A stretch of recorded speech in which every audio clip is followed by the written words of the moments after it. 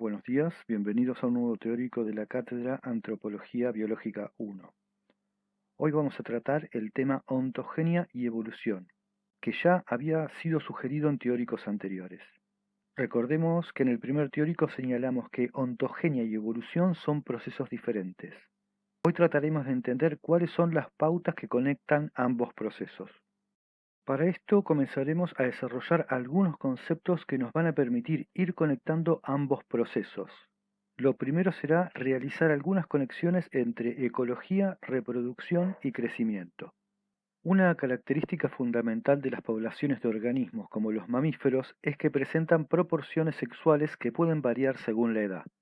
En los humanos, por ejemplo, el índice de masculinidad muestra la relación de proporciones entre hombres y mujeres a una edad determinada. En esta gráfica se muestra el índice de masculinidad para diferentes edades, con datos del censo 2010 de Argentina. Se puede observar que en las primeras edades la proporción de varones es un poco mayor que el de las mujeres, alrededor de un 3%. Sin embargo, al inicio de la tercera década de vida, las proporciones están igualadas. Desde esas edades, la proporción de varones disminuye notoriamente hasta quedar en 3 mujeres por cada hombre a partir de los 90 años de edad. Se ha calculado que en promedio los hombres mueren entre 5 y 7 años antes que las mujeres, dependiendo de las condiciones socioeconómicas y ambientales. Las poblaciones también tienen estructura de edad, esto es, diferente cantidad de individuos de acuerdo a la edad. En ecología algunos autores las dividen en periodos prerreproductivo, reproductivo y posreproductivo. En los organismos que viven más de un año, la duración del periodo reproductivo tiene un fuerte impacto sobre la tasa de crecimiento de la población. La estructura de edad de la población es una consecuencia de los patrones de mortalidad y reproducción específicos, pudiendo estos patrones ser muy diferentes de acuerdo a la edad y al estadio de desarrollo alcanzado. Por ejemplo, muchos insectos, peces y reptiles son aptos desde la eclosión del huevo para obtener alimento por sí solos y defenderse o huir de los predadores. Esto significa que al momento del nacimiento han alcanzado un nivel de desarrollo que les permite hacer frente a estos desafíos. También significa que serán foco de predación y por lo tanto la mortalidad en este periodo del desarrollo será muy alta. Sin embargo, hay otros grupos animales que muestran otras estrategias de supervivencia en los primeros tiempos posteriores al nacimiento. Algunos animales han adquirido durante el proceso evolutivo una estrategia comportamental denominada cuidado parental, que implica una inversión en tiempo y energía para el cuidado de sus descendientes, para darle a cada uno de ellos una mayor posibilidad de sobrevivir y reproducirse. Vamos a ver que estas dos estrategias, donde algunos organismos tienen mucha descendencia con pocos cuidados parentales, o poca descendencia con gran inversión en protección, han sido denominadas con las letras R y K. La pregunta lógica que sigue es, ¿por qué estas estrategias reciben el nombre de dos letras? Las letras R y K provienen de los símbolos utilizados para representar la rapidez de reproducción o tasa de crecimiento con la letra R y la capacidad de sustentación con la letra K. La idea surge de dos términos que definen los cambios en la ecuación de la tasa de crecimiento poblacional. Dependiendo de la cantidad de individuos que nacen y que mueren en una población, dicha población puede crecer, disminuir o conservar cierta estabilidad.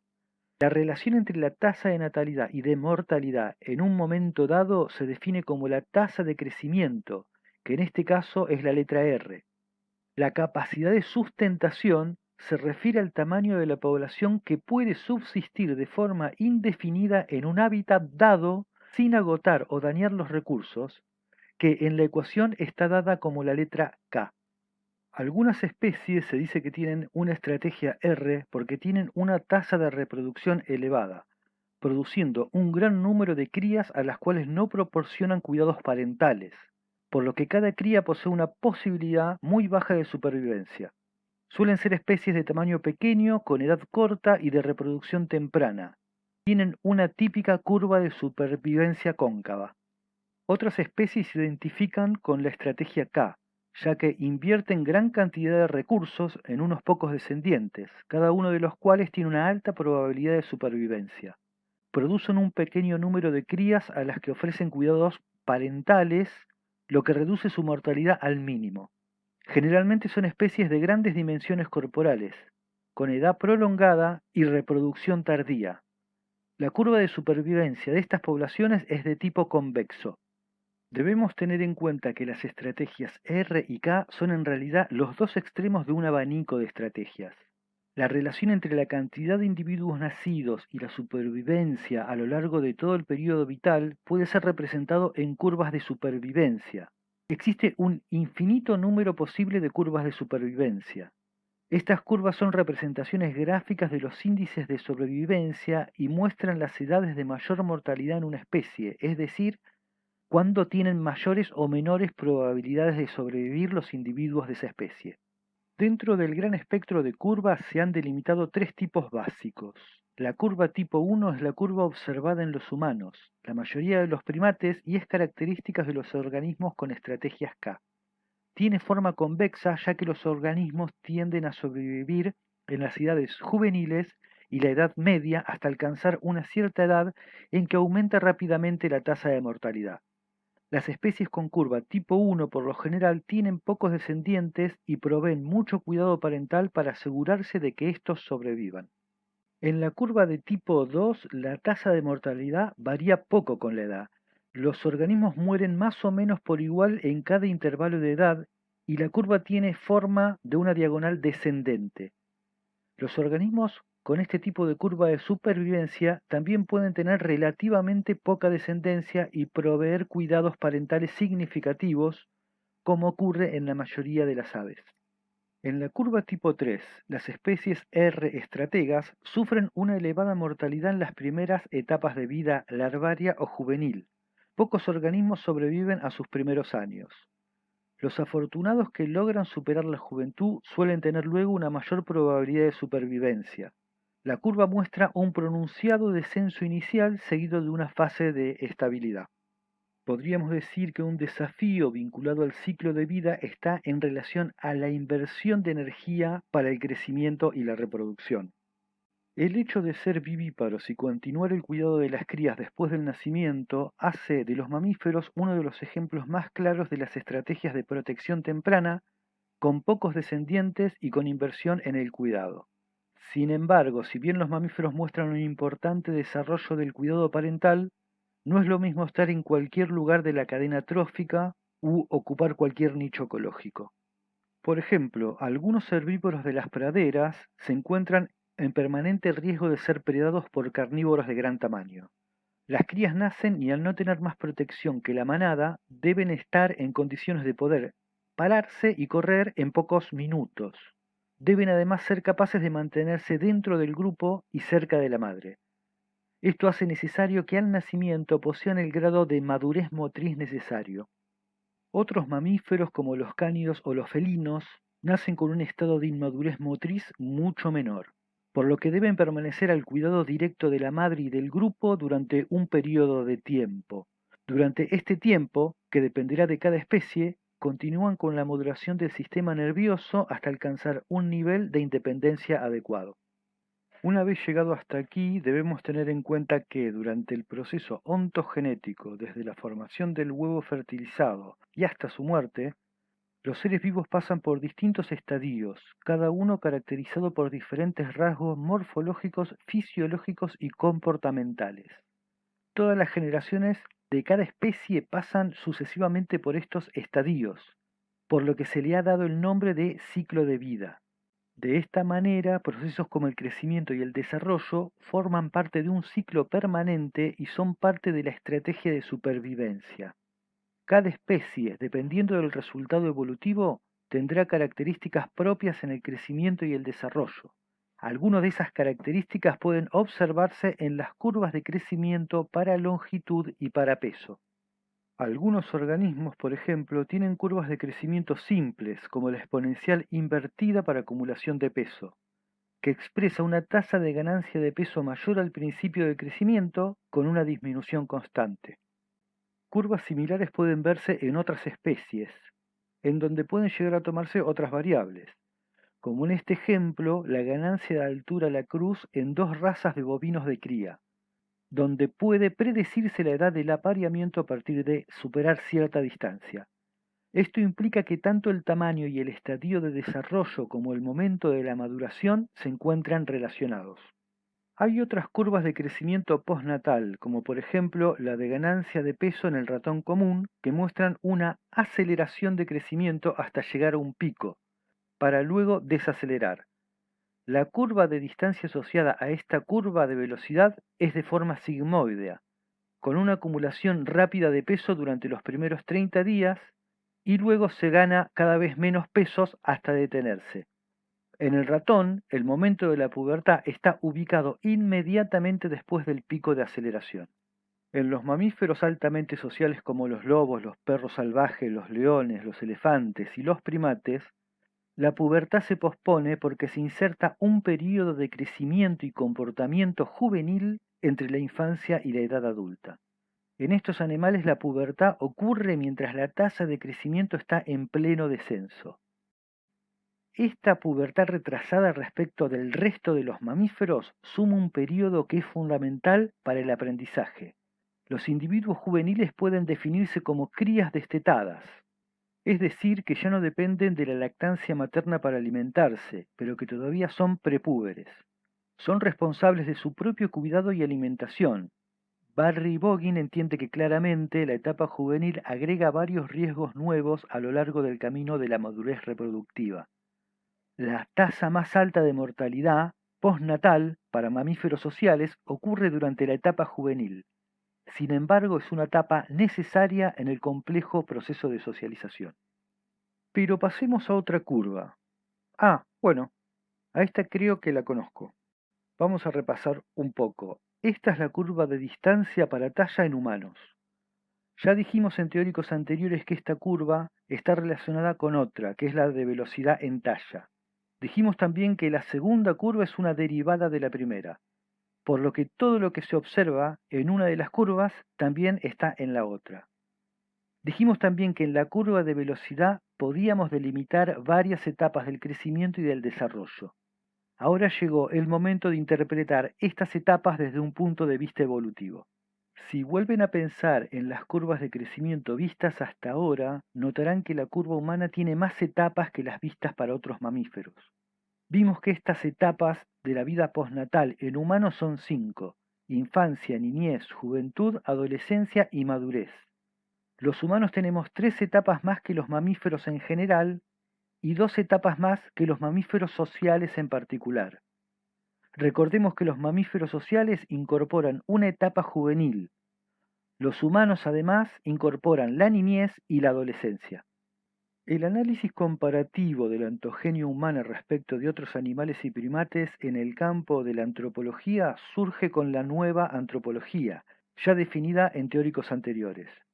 Uno de los primeros enfoques en este tema es el de Adolf Schultz, quien en base a la ontogenia de diversos primates elaboró un esquema con extensiones uniformes en la duración de varias fases del crecimiento para explicar la notoria longitud de la ontogenia humana. El modelo toma variables ontogenéticas que incluyen la duración de la gestación, el tiempo de erupción dental, la maduración reproductiva y la vida útil total. La visión de Schultz implica que en la evolución de la ontogenia de los primates puede haber operado un proceso regular sobre la ontogenia que culminó en la evolución del patrón humano. Este modelo, si bien sirvió para poner en foco el proceso ontogenético en la discusión evolutiva, fue criticado por autores posteriores. Hay que tener en cuenta que en este modelo no se tiene en cuenta una etapa de niñez para los seres humanos. También que todas las especies tienen las mismas etapas de vida, que simplemente aumentan en longitud de prosimio a humano, y que las estimaciones para la longitud total de la vida se basan en las expectativas medias en lugar de los máximos teóricos.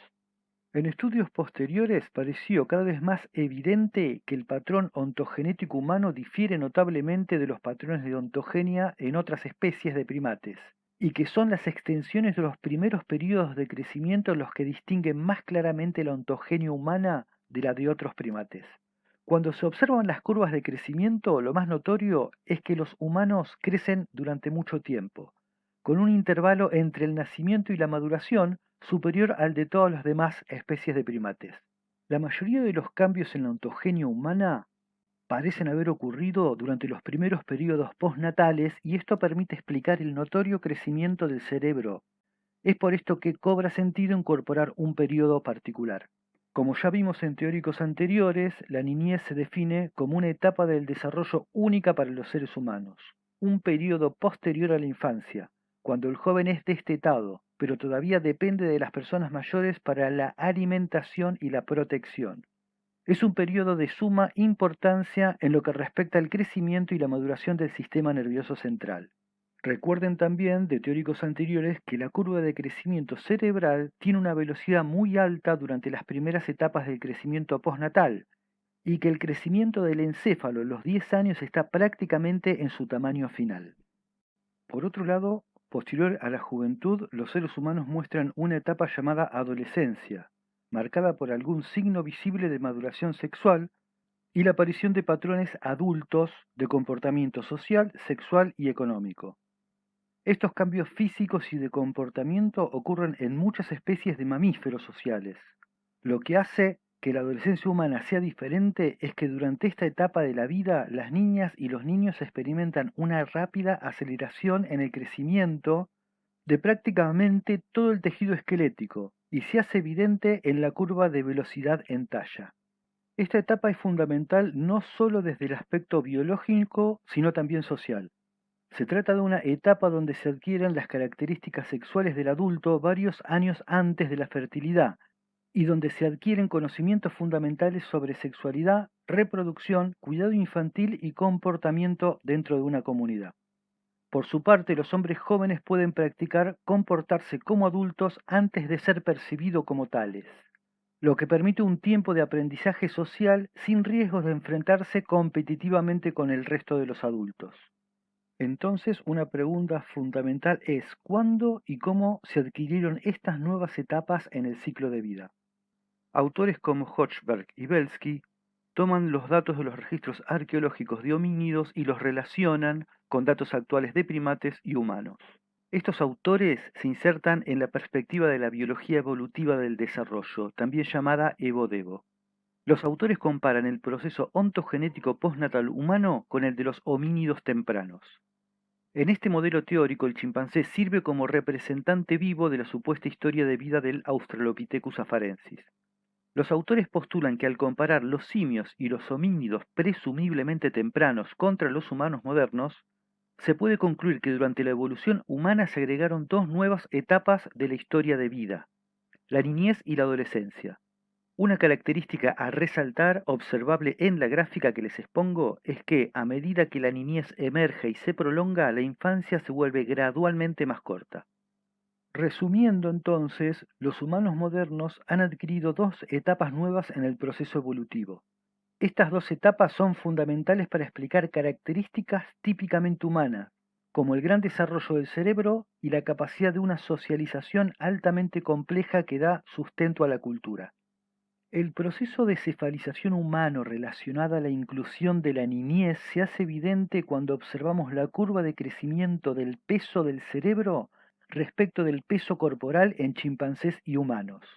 En esta curva puede verse que durante el crecimiento postnatal el cerebro en ambas especies tiene un crecimiento mayor que el del cuerpo.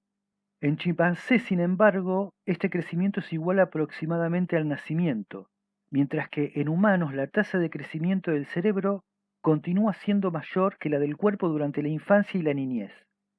Esta es la base biológica del despegue cerebral en los humanos. Es por esta razón que el índice de cefalización es tan diferente en humanos respecto del resto de los primates. En los humanos modernos, el peso del cerebro respecto del peso del cuerpo es más del doble que en chimpancés. Algo similar ocurre con el resto de los primates, que parecieran tener un techo que no puede superarse. En gorilas, por ejemplo, que poseen un desarrollo físico superior al del chimpancé, el peso del cerebro es sin embargo similar. Pero con las nuevas etapas adquiridas y la cefalización vienen otros cambios que muchas veces pasan desapercibidos. Uno de los cambios más importantes es el cambio en los periodos hormonales que regulan la reproducción. Las hormonas asociadas al ciclo reproductivo femenino son los estrógenos, la progesterona y la prolactina. La mujer humana se caracteriza por ausencia de un periodo de celo estacional. Muchos mamíferos tienen ciclos de celo que dependen de la estación, por lo cual entre celo y celo pueden pasar 6 meses o un año. La mujer humana posee un ciclo menstrual de 28 días, por lo cual puede tener entre 12 y 13 momentos de fertilidad a lo largo del año. Otra característica asociada a este ciclo periódico es la falta de celo, que es el comportamiento que en otros mamíferos acompaña al momento de fertilidad. Esto resulta de gran importancia, ya que en otros mamíferos el inicio del celo implica el abandono de la crianza de la última camada. Los humanos así tenemos la capacidad de continuar criando sucesivas camadas al mismo tiempo. Esta crianza continua de la descendencia es una estrategia que nos ha dado muchas ventajas reproductivas. En los machos de la especie humana también ha ocurrido cambios a nivel hormonal. Presentan una reducción notable de los niveles de testosterona, los cuales no tienen gran variación a lo largo de las estaciones. Esto implica una ausencia de los cambios de conducta que en otras especies se presentan en el celo estacional. Dijimos que estos cambios suponen ciertas ventajas en el éxito reproductivo. En el resto de los primates antropomorfos, que por lo general tienen una cría por vez y han tenido una ampliación del periodo de crianza respecto de otros mamíferos, el cuidado de la cría implica una presión reproductiva. Por ejemplo, en los chimpancés, una hembra puede llegar a tardar 5 años desde que tuvo una cría para volver a una nueva gestación. Las crías necesitan cuidados y esos cuidados implican una dedicación exclusiva. En los humanos, las mujeres tienen un ciclo menstrual que les posibilita embarazarse en cualquier momento del año. Una vez que están gestando, el ciclo se interrumpe hasta varios meses después del parto, momento en el que vuelve a ser fértil. Puede quedar embarazada y prepararse para criar al nuevo descendiente. Esto hace que el periodo entre parto y parto sea mucho más corto. Si bien las mujeres humanas llegan a ser fértiles y potencialmente madres mucho después que las hembras chimpancé, finalmente durante su vida reproductiva total pueden tener más hijos. Algo interesante del gráfico que les muestro está después de la vida reproductiva. Las siglas PPR significa periodo postreproductivo y marca el tiempo de vida durante el cual vive una mujer que ha dejado de ser fértil. Como se ve en los humanos, este periodo se ha incrementado respecto al de los otros primates antropomorfos. Una de las teorías que intentan explicar esta prolongación de la vida postreproductiva sostiene que en las poblaciones humanas, altamente sociales y colaborativas, la presencia de mujeres con experiencia y que han pasado el periodo reproductivo da ventajas a la supervivencia de niños y niñas a través del cuidado parental. En términos reproductivos, las abuelas dan ventaja de supervivencia a la especie humana. Sobre este periodo tan particular que se da en los seres humanos, dedicaremos un teórico completo. Bien, haciendo una apretada síntesis podemos decir que durante la evolución humana hubo una serie de cambios en el crecimiento y desarrollo, agregando 2 periodos llamados niñez y adolescencia que permitieron un incremento del índice de cefalización. Estos períodos se encuentran profundamente asociados a cambios en la reproducción, la crianza y en general a toda la organización social de las poblaciones humanas, generando las bases para el parentesco y la cultura. La organización reproductiva humana garantiza la superposición de gestación y nacimiento mientras se continúa la crianza de los hijos anteriores. Pero todos estos cambios no hubiesen sido posibles por separado, ya que se encuentran coligados a uno que es también distintivo de la especie humana y bastante antiguo, el bipedismo. En un yacimiento de Tanzania denominado Laetoli, a unos 45 kilómetros al sur de Olduvai y datado con 3,7 millones de años de antigüedad en el Paleolítico inferior, hay una serie de huellas humanas preservadas en cenizas volcánicas. Estas son una de las evidencias más antiguas de que los homínidos caminaban erectos habitualmente, con un bipedismo completo semejante al del hombre moderno. Según las huellas de Laetoli, el bipedismo es una adquisición temprana. La liberación de las manos es la consecuencia más notoria. Esta posición erguida, que en algunos animales es momentánea como estrategia defensiva, en los humanos es permanente y posibilita la marcha y la liberación de los miembros superiores para la manipulación de objetos. Con el tiempo esta manipulación se fue constituyendo en construcción y uso de instrumentos. El bipedismo también es una estrategia muy útil para el acarreo de alimento. Esto posibilita que unos pocos lleven el alimento al grupo y lo compartan, una estrategia que posibilita una mejor supervivencia de los niños e infantes. Otra ventaja que otorga es la de la protección de las crías por acarreo, esto es, un pariente o inclusive una madre gestante puede a su vez acarrear a un niño. En definitiva, los seres humanos a nivel evolutivo no hemos adquirido rasgos anatómicos en forma independiente. Hemos desarrollado una configuración anatómica cognitiva y social particular. Es lo que, en el sentido definido por Leibold, puede denominarse como un nuevo nicho ecológico, una nueva relación de interacciones entre las poblaciones de la especie humana y su medio ambiente. El cambio en la configuración social, con la adquisición de una estrategia particular de relacionarse con el entorno y modificarlo y transformarlo, que denominamos cultura, es el resultado de cambios notables en las funciones cognitivas asociadas a la cefalización. Uno de ellos es el desarrollo de un sistema de comunicación estructurado, simbólico y complejo que se expresa con secuencias sonoras al que denominamos lenguaje. Otro cambio notable es el desarrollo de funciones ejecutivas consistentes en procesos que asocian ideas, movimientos y acciones simples y los orientan a la resolución de conductas complejas. También se ha desarrollado notablemente la memoria episódica que permite recordar y, junto con el lenguaje, comunicar eventos. A esta altura yo me hago una pequeña pregunta. ¿Cómo se dieron todos estos cambios que afectan el crecimiento y el desarrollo? Para comprender mejor esto, tenemos que ver algunos conceptos previos. Vamos a tratar de entender qué relaciones hay entre el crecimiento y la alometría. Todos hemos inflado un globo, o al menos eso supongo. Cuando inflamos un globo, en general, el globo tiene un crecimiento parejo hacia todos lados.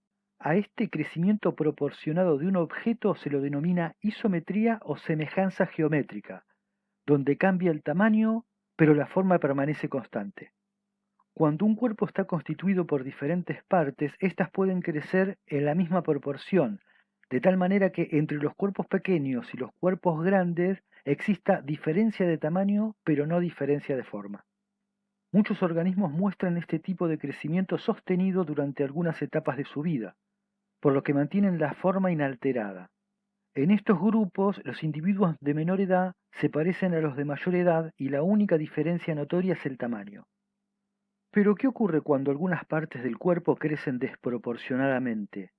Bueno, aquí con la presencia de un cangrejo violinista nos sumergiremos en el concepto de alometría, un concepto propuesto por Julian Huxley y Georges Teissier en 1936. En términos generales, la alometría es el crecimiento heterogéneo de las distintas partes de un cuerpo u objeto. Esto es notorio en cuerpos compuestos por diferentes partes, donde cada una de ellas puede tener una diferencial tasa de crecimiento o una diferente tasa de cambio. Dependiendo de la parte del cuerpo que tomemos como referencia, la alometría puede ser definida como positiva o negativa. La alometría positiva se da cuando la parte del cuerpo que tomamos como referencia crece a una tasa mayor que el resto, y la alometría negativa se da cuando crece a tasa menor. Muchos de los cambios evolutivos están relacionados con cambios en las tasas de crecimiento entre diferentes partes del cuerpo. Así, por ejemplo, en el tiranosaurio Rex, los cambios alométricos se encuentran asociados a una menor tasa de crecimiento de los miembros superiores respecto del resto del cuerpo durante la ontogenia. Ya sea por alometría positiva o negativa, pequeños cambios en la tasa de crecimiento pueden provocar cambios notorios cuando el tiempo de crecimiento es prolongado. Este concepto geométrico permite cuantificar el cambio evolutivo a través del análisis alométrico. El análisis original propuesto por Huxley consiste básicamente en el ajuste de las variables a estudiar a la función de potencia y igual a por x elevado a la b, conocido como ecuación de crecimiento alométrico, donde B es el coeficiente de alometría y A representa la intersección con el eje Y. El coeficiente B puede ser mayor que 1, alometría positiva, menor que 1, alometría negativa, o igual a 1 en la isometría. Otro aspecto importante es que la existencia de relaciones alométricas entre dos o más dimensiones corporales produce cambios en las proporciones, por lo cual estos cambios pueden ser analizados. El crecimiento de los huesos en largo en los humanos, por ejemplo, muestra un comportamiento alométrico cuando se lo compara con el resto de los antropomorfos, teniendo una tasa de crecimiento mayor en longitud que en ancho. A esta altura tenemos que permitirnos una pregunta. ¿A qué vienen todos estos conceptos asociados al cambio de forma y tamaño? Para que existan cambios alométricos entre ancestros y descendientes, tiene que haber cambios en las velocidades y tiempo de crecimiento. En la biología evolutiva, la heterocronía se define como un cambio en el ritmo o tiempos de desarrollo que da lugar a cambios en el tamaño y la forma. La heterocronía abarca todos aquellos cambios en el ritmo de los procesos ontogenéticos que dan lugar a transformaciones de la forma y tamaño en los organismos. Durante mucho tiempo y básicamente siguiendo las viejas teorías de la armonía perfecta, como en la correlación de las partes de Cuvier, la idea era que la evolución de los organismos considerados como sistemas completamente integrados, donde las partes combinan en coordinación, fuese armoniosa. Esto hacía que difícilmente se aceptaran en una línea evolutiva organismos que no siguieran una armoniosa situación intermedia entre ancestros y descendientes. Posteriormente se fue aceptando que si las especies no son inmutables, tampoco tenían que serlo las correlaciones entre las partes. Una vez aceptado esto, se puede concebir modificaciones evolutivas que, por ejemplo, afecten diferencialmente las velocidades de crecimiento de distintas partes del cuerpo. Aceptar esta posibilidad de cambios en mosaico implicó la incorporación de nuevos conceptos en la biología evolutiva del desarrollo. Uno de esos conceptos es el de la disociabilidad. La disociabilidad implica la posibilidad de disociación entre los procesos básicos de la ontogénesis. Estos procesos son el crecimiento, el desarrollo y la maduración. Cualquier disociación entre al menos dos de ellos va a resultar en una heterocronía. Otro de los conceptos es el del proceso de desplazamiento, que implica el corrimiento de rasgos que ya estaban presentes en los grupos ancestrales, pero que en los nuevos aparecen en etapas más tempranas o más tardías. Finalmente está el proceso de adición, el cual implica la aparición de rasgos nuevos durante la ontogenia. Estos rasgos pueden aparecer en medio de otros, como una etapa que se vuelve intermedia entre dos etapas preexistentes y contiguas entre sí. Para entender cómo en el conjunto de estos procesos puede ocurrir cambio evolutivo, tomemos algunos ejemplos gráficos que presenta Gould. Imaginemos primero el proceso ontogenético en una especie ancestral, donde puede verse todo el trayecto ontogenético hasta el estadio adulto. En cada especie la duración, forma y tamaño de las etapas del desarrollo, si bien puede variar levemente en cada individuo, en líneas generales será iguales para todo el grupo y se repetirá de manera estable de generación en generación. Pero ¿qué sucedería si el tiempo de desarrollo general de una estructura o el momento de la maduración sexual se adelanta o retrasa en las siguientes generaciones? Imaginemos que en las sucesivas generaciones se altera el tiempo relativo del desarrollo de tal manera que los organismos aceleran su desarrollo y los adultos adquieren una morfología nueva o alguna región del cuerpo que es mucho más grande con respecto al adulto ancestral. Este fenómeno, que incorpora un estadio más avanzado respecto del desarrollo ancestral, se denomina peramorfosis. Sin embargo, también puede ocurrir el proceso contrario, denominado pedomorfosis, mediante el cual el cambio evolutivo implica que el adulto de una especie mantiene ciertas características juveniles de las especies ancestrales. Este tipo de cambio puede deberse a tres tipos de procesos. El proceso de neotenia, donde la pedomorfosis es producida por ralentización. El desarrollo somático es más lento o se detiene, dando lugar a la retención de características juveniles. El proceso de progénesis, donde la pedomorfosis es producida por aceleración. El desarrollo ocurre más rápido, se acelera, dando lugar a características adultas y la maduración sexual aparece muy tempranamente con respecto al ancestro. Por tal motivo, el desarrollo general del organismo queda acortado y el individuo tendrá un menor tamaño respecto de su forma ancestral. El tercer proceso es el de post-desplazamiento, donde no se retarda el desarrollo corporal ni se acelera la maduración sexual, sino que es una estructura en particular la que retarda su desarrollo, generando en consecuencia un crecimiento proporcionalmente menor al resto del cuerpo. Aquí muestro un ejemplo hipotético de peramorfosis en humanos, donde se exagera el crecimiento de las últimas etapas de desarrollo, provocando que la caja torácica, las manos y las mandíbulas crezcan durante mayor tiempo o con mayor velocidad. En esta otra gráfica se muestran algunos ejemplos donde se afectan diferencialmente el desarrollo y el tiempo de crecimiento. Arriba a la izquierda se muestra el tamaño real y el cambio de forma durante el desarrollo humano normal. Arriba a la derecha se muestra un proceso neoténico por pedomorfosis. En este caso, la forma del tamaño observable a la edad de 3 años en el desarrollo normal se mantiene hasta el estadio adulto. Abajo a la izquierda se observa un proceso de hipermorfosis por prolongación del tiempo de crecimiento y desarrollo. En este ejemplo, el periodo de crecimiento se extiende hasta los 36 años. Abajo a la derecha se muestra otro ejemplo de hipermorfosis, pero en este caso el periodo de crecimiento no es afectado, pero avanza a un ritmo mucho más rápido. Si se observa con atención ambos mecanismos de hipermorfosis, se muestran adultos que están por fuera del rango del desarrollo normal. En esta tabla que les presento pueden observarse algunas diferencias en los estadios de desarrollo de primates y humanos. Como se puede observar, en términos generales, existe un retraso de varios aspectos del desarrollo en humanos. Los humanos presentan un periodo de gestación más prolongado, una inhibición notoria de la pilosidad, compatible con etapas tempranas del desarrollo en otros primates, un retardo en la erupción y recambio de la primera y segunda dentición, y un retardo de la maduración sexual, así como una prolongación del periodo de crecimiento y de la esperanza de vida.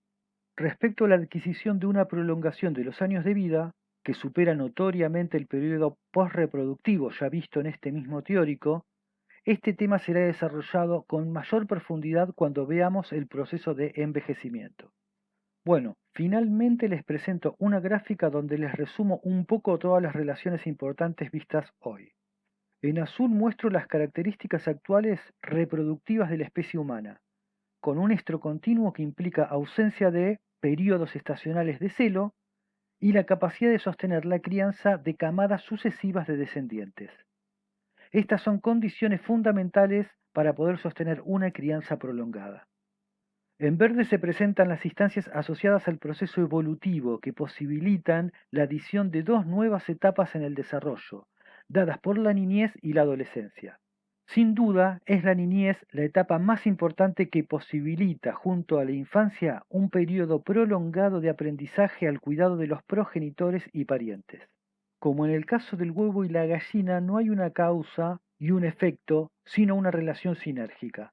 En este contexto, el desarrollo de la cultura, sin dudas, es parte del proceso evolutivo. Lo que sí podemos decir al respecto es que estos cambios biológicos, este nuevo nicho ecológico logrado por la especie humana, no es posible sin la cultura, y que la cultura no es posible sin estos cambios. Bien, hasta aquí llegamos con el contenido teórico de hoy. Espero que les haya sido de utilidad y recuerden que estamos a disposición para cualquier consulta. Aquí les dejo la bibliografía sobre la cual se desarrolla el teórico y algunos textos complementarios por si quieren curiosear. Como siempre, les agradecemos por su paciencia y por la atención prestada, y esperemos vernos en el próximo teórico.